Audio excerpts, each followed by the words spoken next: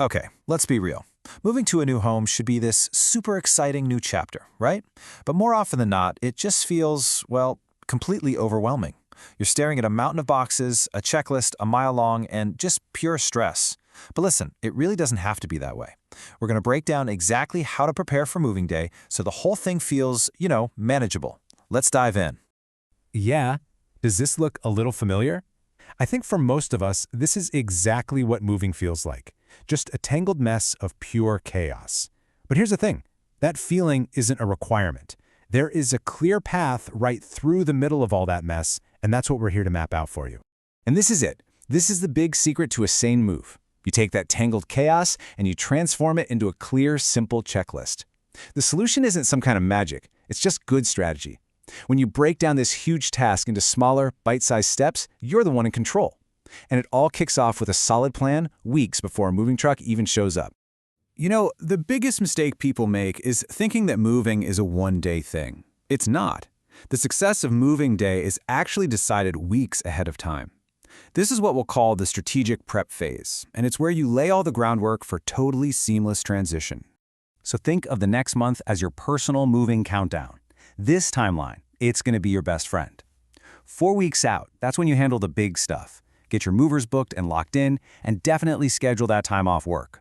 Then, when you hit the 3-week mark, your mission is to declutter and get all your supplies together. As you get into those final 2 weeks, that's when you're calling the utility companies and starting to pack the non-essentials. This slow, steady pace is your ultimate weapon against that last-minute panic.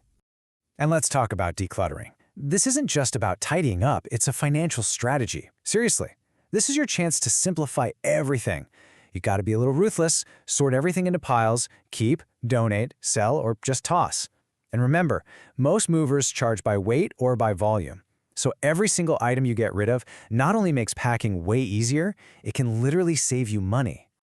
I mean, it sounds so basic, but trust me on this. Running out of packing tape at 10 o'clock at night is a very special kind of misery. So before you even think about packing a single thing, gather all your supplies. Get more boxes, more tape, more bubble wrap than you think you'll ever need. That one extra trip to the store right now will save you a massive headache down the line. All right, so with all that prep work done, it's time to actually start packing. But we're not just going to be tossing things into boxes randomly. No way.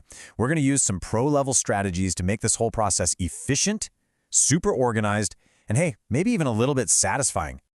Okay, here is the golden rule of packing order. Always start with the stuff you use the least. I mean, packing up your coffee maker on day one is just a recipe for a really miserable week.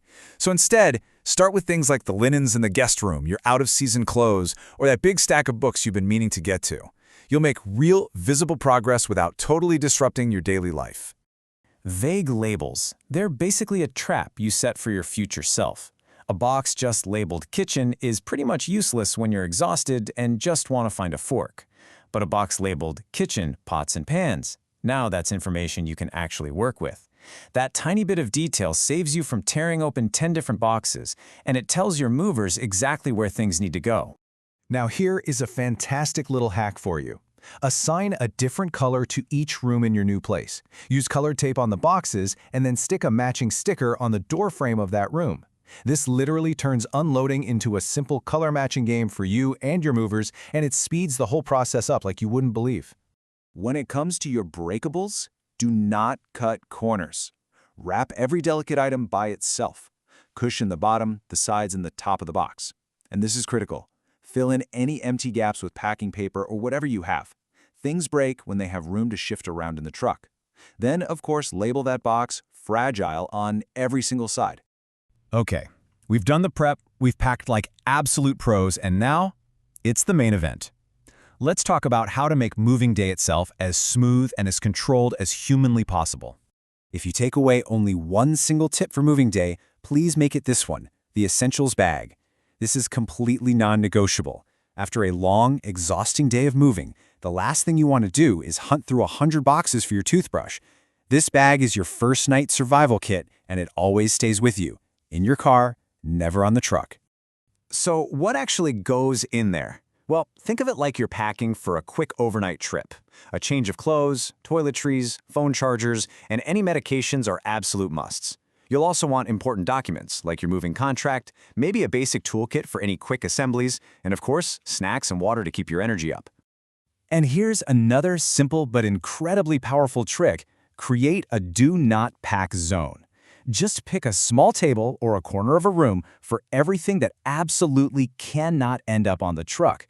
This is where you put your keys, your wallet, your phone, and that all-important essentials bag. A big, clear sign makes sure the movers know to leave that area completely alone. Moving day is just chaotic by nature. You've got doors propped open, heavy furniture being carried around, and lots of new people in and out. This can be super stressful and even unsafe for kids and pets. So if you possibly can, arrange for them to spend the day with a friend or a family member. It lets you focus on the move, and it keeps them safe and happy. So the truck is finally packed, but believe it or not, you're not quite done yet. This last phase is all about leaving your old home responsibly and making sure you have a clean break before you head off to your new one. Before you hand over those keys for good, you have to do one final thorough walkthrough. Check every single closet, every cabinet, every drawer. It's amazing what gets left behind. And here's a huge tip for renters. Take photos or a quick video of the clean, empty space. This is your proof to make sure you get that security deposit back. Once you're sure it's empty, lock up tight. Please, don't just assume everything is all set. A quick 5-minute confirmation call to your moving company a couple of days beforehand can prevent a world of headaches. Just double-check the arrival time, confirm both the old and new addresses are correct, and go over any special instructions.